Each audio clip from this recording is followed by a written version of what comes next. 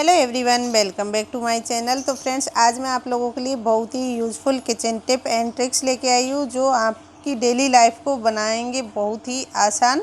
तो आज की जो टिप्स हैं उनको आप पूरा देखें और आप मेरी वीडियो कहाँ से देख रहे हो, किस शहर से, किस जगह से, कमेंट करके ज़रूर बताएं।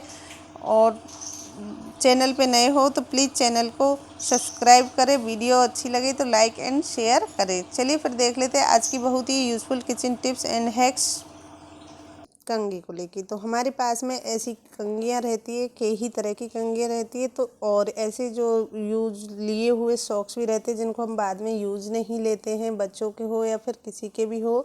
तो हम क्या करेंगे कि सबसे पहले कोई भी कंघी ले लेंगे और इस कंघी में फिर सॉक्स को ऊपर से पहना देंगे। इस तरीके से पहना के और फिर इसको हल्का सा गीला कर लेंगे। तो यहाँ पे हम अच्छे से कंघी पर सॉक्स को लगा देते हैं। तो इस तरीके से मैंने कंघी पर सॉक्स को अच्छे से सेट कर दिया। तो अब हम आगे क्या करेंगे वो भी आप देख लीजिए।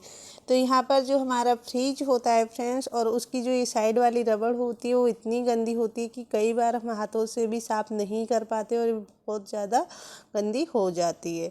तो इसको एकदम क्लीन एंड साफ करना है। तो इस तरीके से आप कंघी से सारे जो रबड़ है उसमें से गंदगी को निकाल सकते हो।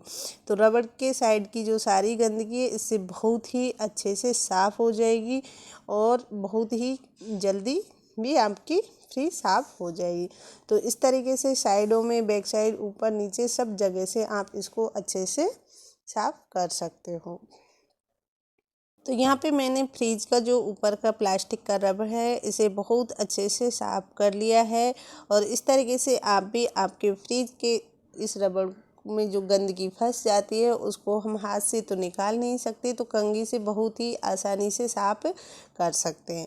तो यहाँ पे ये मैंने इस तरीके से फ्रिज को चारों तरफ से साफ़ कर दिया। फिर बची साइड की ये लाइनें जो फ्रिज के अंदर होती है एकदम बहुत गंदी हो जाती है और इनमें हमारी उंगली भी नहीं जाती है और ना ही हम इन्हें कपड़े से भी साफ़ कर सकते हैं। तो इस तरीके से आप कंघी में मोजा या सॉक्स जो भी आपके पास पुराना या कोई भी कपड़ा आप ले सकते हो और इस तरीके से लपेट के इसको बहुत अच्छे से क्लीन साफ़ कर सकते हो। तो यहाँ पे ये देखिए मैंने फ्रिज को बहुत ही अच्छे से साफ़ सुथरा कर लिया है। तो आप भी आपके फ्रिज को बहुत अच्छे से चमका सकते थे। ये थी मेरी यूज़फुल फर्स्ट टिप। चलिए सेलो टेप को लेकर, कई बार क्या होता है कि हम इसको लगा देते हैं और हम इसको ढूंढते रह जाते हैं, हमें सेलो टेप का जो निशान है वो कहीं पे मिलता नहीं है और इसे हम बार बार देखते रहते हमें घंटों लग जाते हैं, हम इसको नहीं ढूंढ पाते हैं। तो ये एक हम इसको झट से ढूंढ ले उसका आपको बहुत ही अच्छा मैं आइडिया बताती हूँ। तो क्या करना है कि सबसे पहले हमें लेनी है एक कैंची। तो यहाँ पर पहले मैं इसको नाइफ से ढूंढ लेती हूँ। तो यहाँ पे मैं इस तरीके से नाइफ लूँगी और उसकी पतली किनार से हल्के हाथों से इसके ऊपर इस तरीके से रब करती हूँ। तो कहीं ना कहीं पे आपको जो टैप का लास्ट का वो है मिल जाएगा। तो यहाँ पे सेलो टेप का ये मुझे मिल गया है। तो अब ये हमें जल्दी से मिल जाए उसके लिए हमें क्या करना चाहिए कि हम जब भी कोई हमें काम पड़े और हम इसे या तो फिर आप इसको इस तरीके से अंगूठे की सहायता से साइड में कर दीजिए। अगर आप इस तरीके से नहीं करते हो इसको तो फिर मैं आपको एक और आइडिया बता देती हूँ। तो यहाँ पे इस तरीके से हम थोड़ी सी टेप को निकाल लेंगे और टेप निकालने के बाद में फिर हम इसमें एक अच्छे से पूरी टेप निकाल लिया है और निकालने के बाद में इस तरीके से जो हमारा रील्स का धागा होता है वो हम इसमें बीच में दे देंगे और इस तरीके से देने के बाद में फिर हम इसको हटा देंगे। और जब भी हमें ज़रूरत पड़ेगी तो हम टेप को भी बहुत आसानी से निकाल सकते हैं और फिर वापस इसमें लगा सकते हैं। तो इससे हमें क्या रहेगा कि हमें याद भी रहेगा और हम सेलो टेप निकालने में क्या होता है कि हम यहाँ पे लिया है मैंने 1 लीटर पानी और उसमें 2 स्पून मैंने चाय पत्ती कर दी, 2 से 3। और अब इसमें मैं क्या करूँगी वो आगे आप भी देख लीजिए। जब तक इसको गर्म होने दूँगी तब तक यहाँ पे हमने लिया है प्याज। तो प्याज का क्या है कि फ्रेंड्स हमने ले लिया है छिलका। तो यहाँ पे इस तरीके का जो छिलके हैं या फिर प्याज है, आपके पास अगर छिलके बच जाते हैं तो उनको इस तरीके से आप वेस्टेज में ना करें, इसमें डाल दें और अब इसको हम 5 से 10 मिनट के लिए बॉईल होने के लिए रख देंगे। और इसे बॉईल होने के लिए रख देते हैं ताकि ये अच्छे से बॉईल हो जाए। तो यहाँ पे ये 5 से 6 मिनट हो जाए तब इसको अच्छे से बॉईल होने दें और गैस इसकी हाई फ्लेम पे रहने दें ताकि बहुत अच्छे से बॉईल हो जाए। और फिर साथ ही 1 चम्मच इसमें हम कॉफ़ी पाउडर डाल देंगे।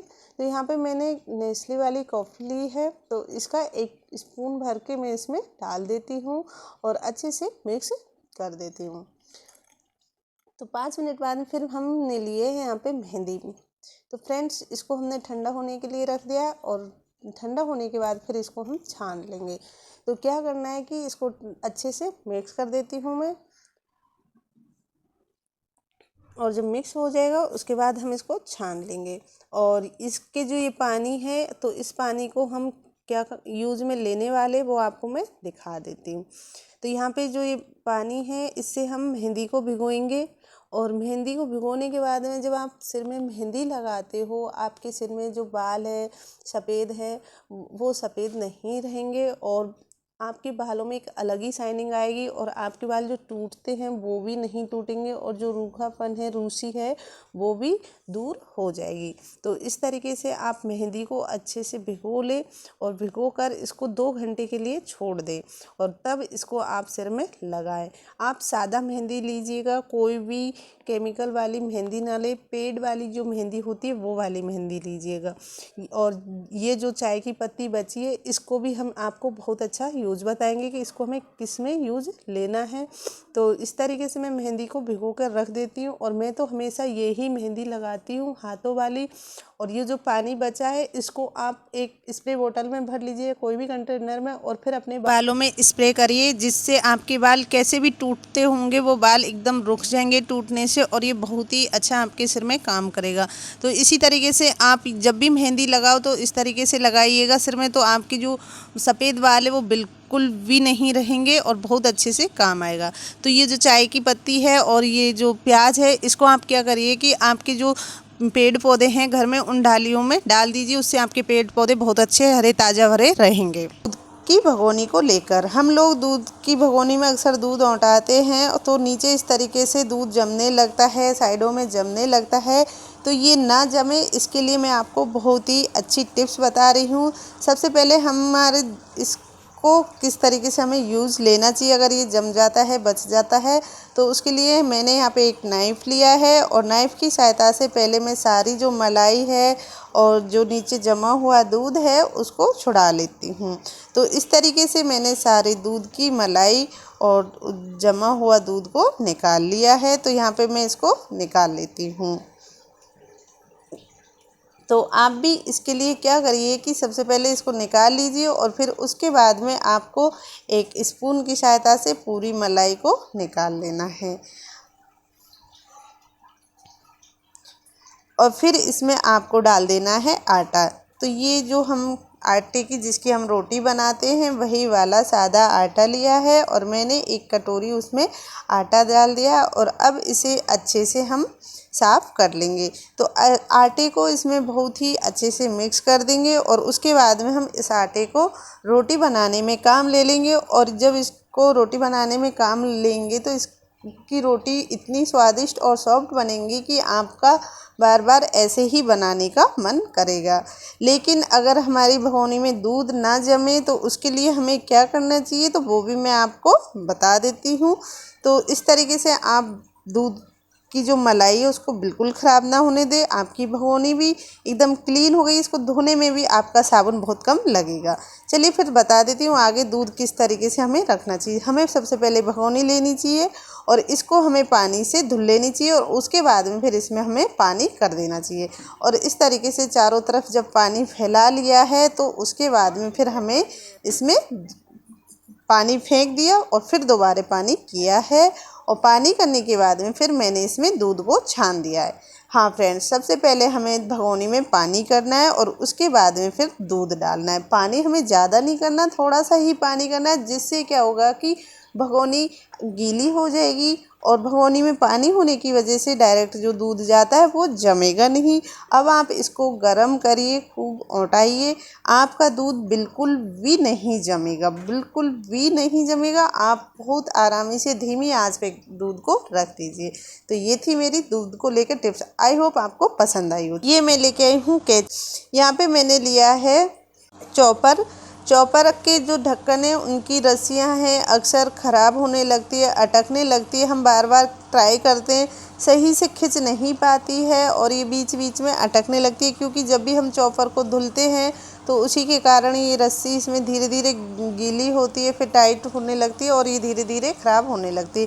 तो ये ख़राब ना हो उसके लिए मैं आपको बहुत ही अच्छा आइडिया बता रही हूँ। तो आपको क्या करना है, यहाँ पे लेनी है वैसलीन, और जो ये चॉपर की वैसलीन है थोड़ी सी लेनी है, ज़्यादा नहीं लेनी है। अगर आपको आपके हिसाब से ले सकते हो। तो इस तरीके से इसको धीरे धीरे खींचिएगा।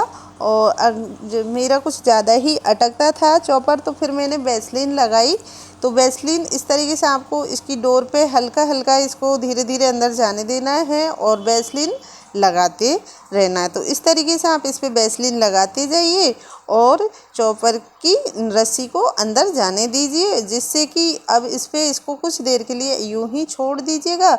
दोनों बार इस तरीके से इस पे अच्छे से रस्सी पे वैसलीन लगा दीजिए। तो यहाँ पे मैंने इस पे रस्सी पे वैसलीन लगा दी है और कुछ देर के लिए इसको छोड़ दिया है और फिर 2 से 3 मिनट बाद में मैंने इसकी रस्सी को फिर से खींचा है।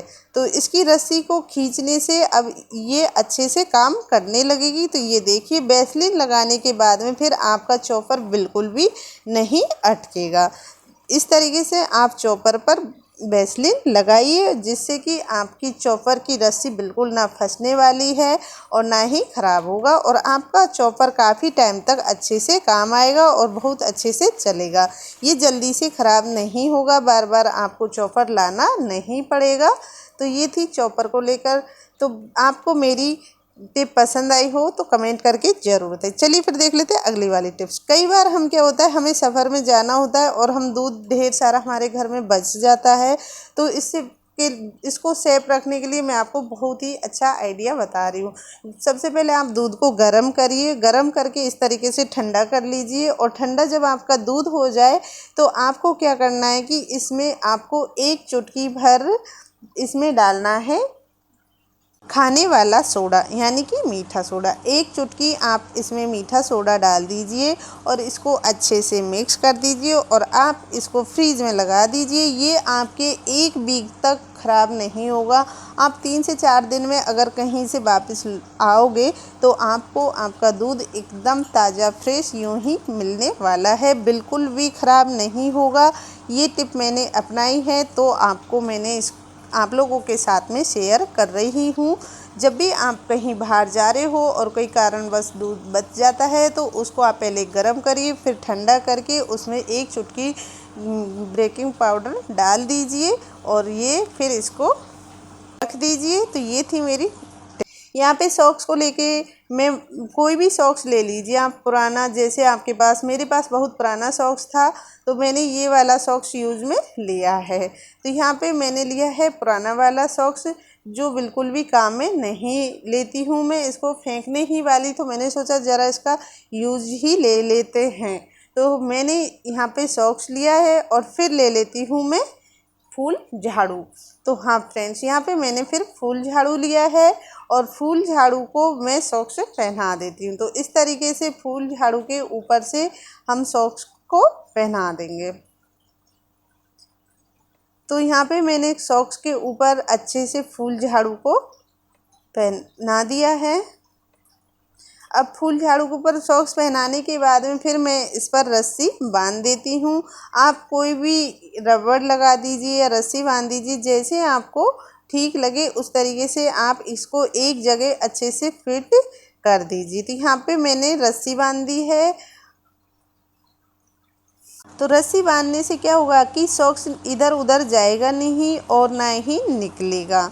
तो आप भी इसी तरीके से कोई भी रस्सी या रबर बैंड इसके ऊपर फिक्स कर दीजिए और हल्का सा गीला कर फिर इसको आपके जो बेड है, अलमारी है, और सोफ़ा है उनके नीचे से आप सारी जो गंदगी मिट्टी रह जाती, क्योंकि फूल हम झाड़ू लगाते हैं लेकिन झाड़ू से मिट्टी नहीं आती है, तो इससे हल्का गीला करने से क्या है कि सारी मिट्टी को अपने सोख के ले आएगा और जितनी भी गंदगी होगी सब इसके साथ में आ जाएगी। तो आप भी इसी तरीके से आपके घर में सोफ़ा, बेड, फर्नीचर जिनके भी नीचे यहाँ अलमारी है, शोकेट है, सबके नीचे से बहुत अच्छे से साफ कर ले आएगा। जैसे अलमारी हो गई जिनके नीचे हमारे हाथ नहीं पहुँच पाते, हमें उठने बैठने में दिक्कत होती है बार बार, तो आप इससे खड़े खड़े ही बहुत अच्छे से साफ कर सकते हो और सारा कचरा अच्छे से लेके आई हूँ। चने को लेकर, चने कई बार क्या होता है कि हमारे घर में चने बहुत सारे होते हैं और कई बार हम 4-4, 5-5 किलो चने एक साथ ले आते हैं और रख देते हैं और वो फिर हमें घुन या कीड़े लगने का डर रहता है। तो उनसे बचाने के लिए मैं आपको बहुत ही अच्छा आइडिया बता रही हूँ फ्रेंड्स। क्या करना है कि सबसे पहले जब भी हम चने लाते हैं उनको सबसे पहले धूप दिखा दीजिए। धूप दिखाने के बाद में फिर इनको रख दीजिए साइड में और एक कॉटन कपड़ा लीजिए, आप कोई भी कॉटन कपड़ा ले लीजिए और फिर उसमें आप कसूरी मेथी डाल दीजिए।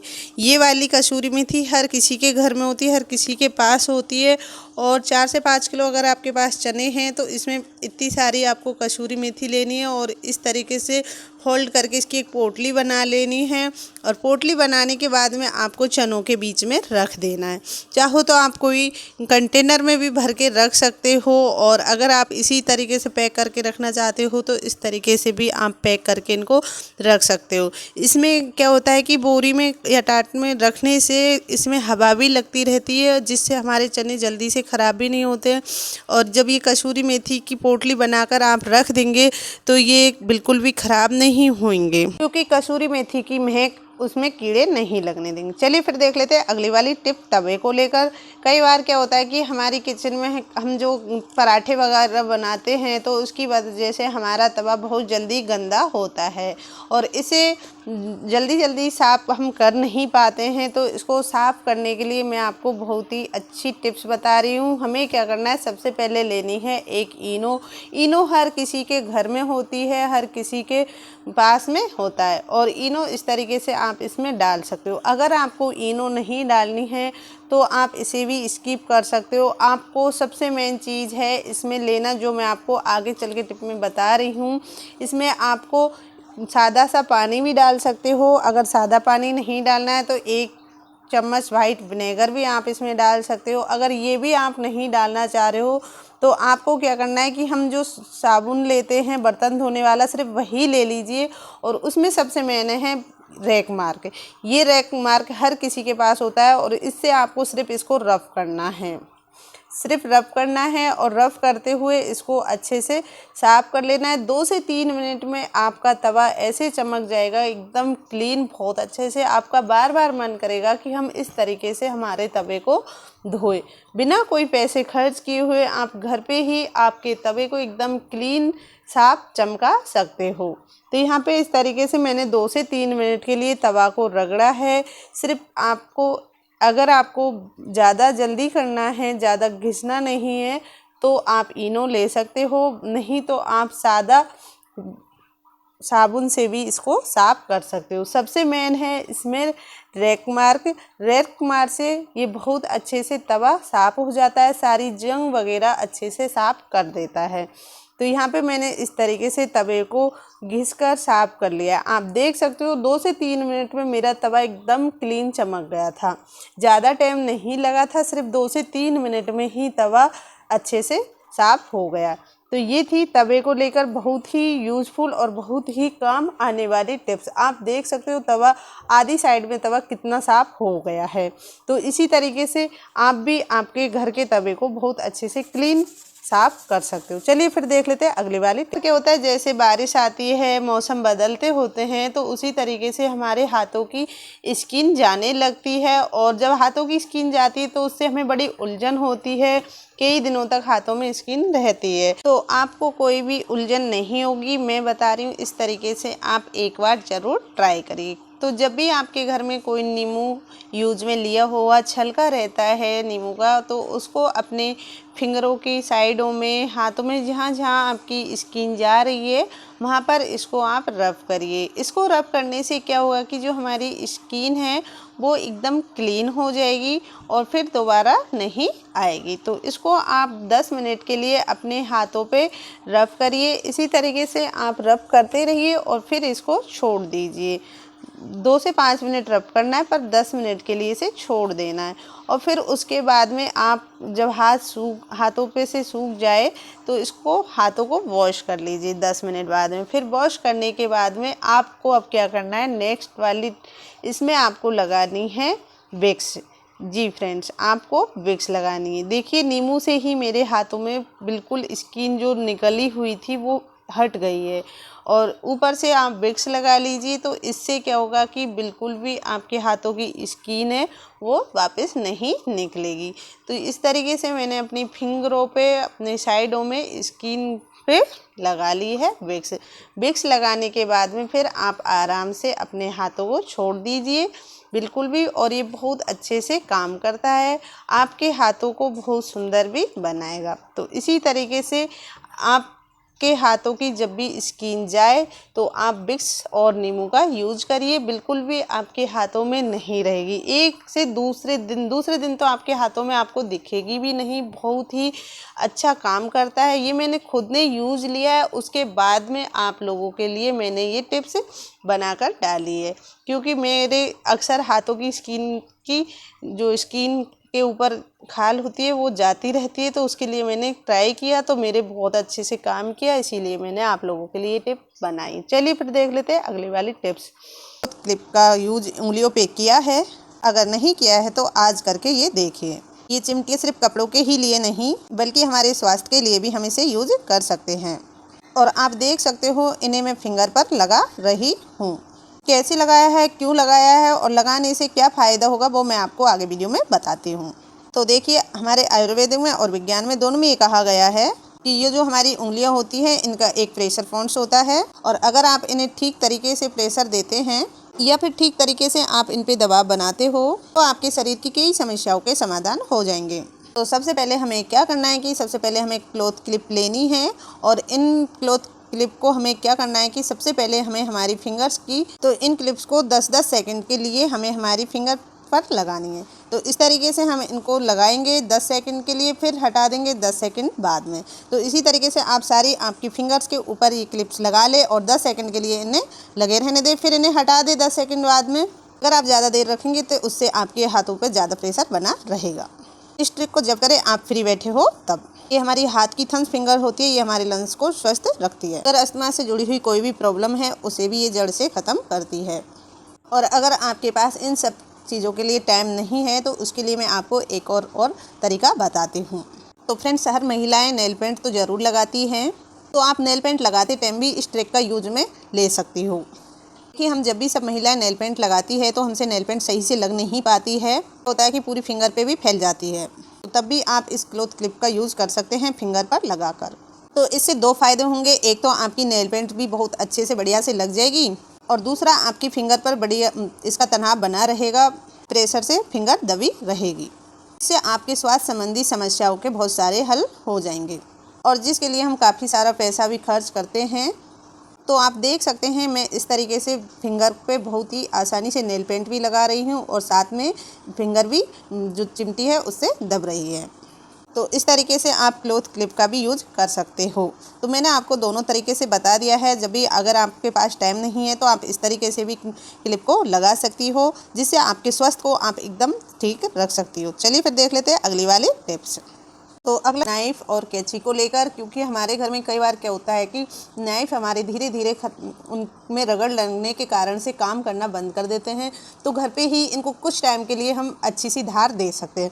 तो इस तरीके से हमें लोहे की चलनी ले लेनी है, या फिर आपके पास में अगर कद्दूकस वाला वो है कद्दूकस, तो उसको भी आप यूज़ में ले सकते हो। तो इस तरीके से इससे भी आप इन्हें हल्का हल्का रगड़िए, जिससे क्या होगा कि आपकी जो नाइफ़ है उसकी एक साइड से ही एक तरफ ही आपको रगड़ना है, और आपकी नाइफ़ नाइफ़ की धार थोड़ी तेज़ इससे हो जाएगी। तो मैंने इस तरीके से इनको हल्का हल्का रगड़ा है, जिससे ये नाइफ़ है इनकी धार थोड़ी तेज़ हो गई है। और इन्हें सिर्फ एक ही तरफ से रगड़ना है, ये नहीं कि आप दोनों तरफ से इनको रगड़ने लगो। तो इस तरीके से इनको रफ़ करिए, जिससे आपकी नाइफ़ हल्की पूरे तरीके से तो नहीं होते हैं, लेकिन आप जब तक आपके पास में इनको आप धार डलवाने के लिए नहीं ले जा रहे हो, तो इस तरीके से भी आप घर पे खुद ही इनको यूज़ में ले सकते हो। आप चलनी ले लीजिए या फिर वो ले लीजिए, इनसे आपके नाइफ़ की धार थोड़ी तेज़ हो जाएगी। और इसी तरीके से मैंने सारे नाइफ्स को यूज़ में लिया है।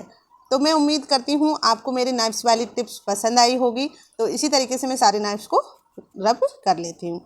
चलिए फिर देख लेते हैं अगली वाली टिप्स है पोछा लगाने को लेकर। तो सबसे पहले हमें क्या करना है, पुराने वाले कोई भी सॉक्स ले लीजिए जिनको आप यूज़ में नहीं लेते हो, और उन्हें क्या करना है कि आप इन्हें अच्छे से धो लीजिए। इससे क्या होगा कि आपकी जो आप पोछा लगाते हो आपसे उठा बैठा नहीं जाता है। आपकी जो रोज़ की लाइफ में आपको बैठ उठ के पोछा लगाना होता है, घुटनों से धोखा नहीं जाता, कमर से उठा बैठा नहीं जाता, उसके लिए बहुत ही आसान मैं टिप लेके आई हूँ। ये इतनी आसान टिप है जिसको आप एक बार अपनाओगे तो रोज़ आप इसी तरीके से घर में पोछा लगाओगे। तो यहाँ पे मैंने सॉक्स को अच्छे से धुल लिया है, और अब मैं इनको क्या करूँगी कि सबसे पहले सारे सॉक्स, दोनों सॉक्सों को लेकर मैं वाइपर के ऊपर इस तरीके से लगा देती हूँ। तो यहाँ पे मैंने वाइपर के ऊपर जो सॉक्स है उसको अच्छे से पहना दिया है। तो यहाँ से मैं इस तरीके से इसको बहुत ही बढ़िया पहना देती हूँ। मैं तो रोज़ इससे पोछा लगाती हूँ और ये बहुत जल्दी पोछा भी लग जाता है और बहुत अच्छे से साफ भी करता है। तो यहाँ पे मैं दूसरी तरफ से दूसरा भी पोछा वाइपर के ऊपर लगा दिया है। इस तरीके से आप बहुत अच्छे से सेट कर लीजिए, ये इधर उधर निकलेगा भी नहीं और ये बहुत अच्छे से साफ भी हो जाएगा। तो चलिए मैं आपको पोछा लगा के दिखाती हूँ। आप बेड के नीचे से बहुत अच्छे से पोछा लगा सकते हो। आपके जो बेड है, सोफ़ा है, अलमारी है, उनके नीचे आपको बार बार उठना नौड़ा नहीं होना पड़ेगा, दुखना नहीं पड़ेगा। और आप देख सकते हो ये कितने अच्छे से फर्श को साफ़ कर रहा है, एकदम क्लीन साफ़ करके आपको बहुत ही अच्छे से साफ़ करके बताएगा। बहुत ही अच्छा काम करता है। मुझे तो ये बहुत ही इजी लगा था, इससे पोछा लगाना भी बहुत आसान लगा। खड़े खड़े आप इससे पोछा लगा सकते हो, आपको कोई भी दिक्कत नहीं आएगी। और जब ये गंदा हो जाए तो आप इसे ये नहीं कि तुरंत उतारिए, इसको आप सरका सकते हो। इस तरीके से आप इनको एक साइड से सरकाते जाइए और फिर दूसरी तरफ से आप इनका इससे पोछा लगाते जाइए। आपके घर की जितनी भी गंदगी होगी उसको ये बहुत ही अच्छे से साफ़ कर देगा और एकदम क्लीन आपके पोछे से घर को चमका देगा।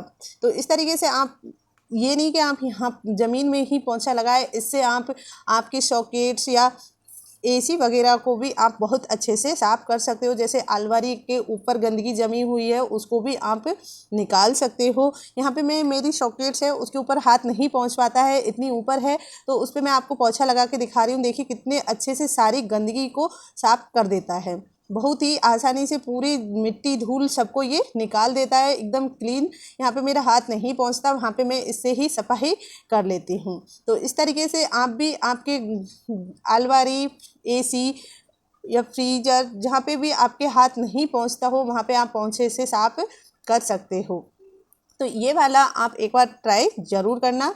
तो यहाँ पे मैं आपको अब निकाल के दिखा देती हूँ कि देखो किस तरीके से गंदगी को साफ कर देता है। तो यहाँ पे मैंने घर में पोछा लगाया था, जहाँ जहाँ से पोछा कपड़ा जहाँ जहाँ पे पोछा लगाया आप देख सकते हो। आप खड़े खड़े पूरे घर में इससे बहुत आसानी से पोछा लगा सकते हो, बिना धुके बिना मुड़े, बहुत ही ईजी इससे पोछा लग जाएगा।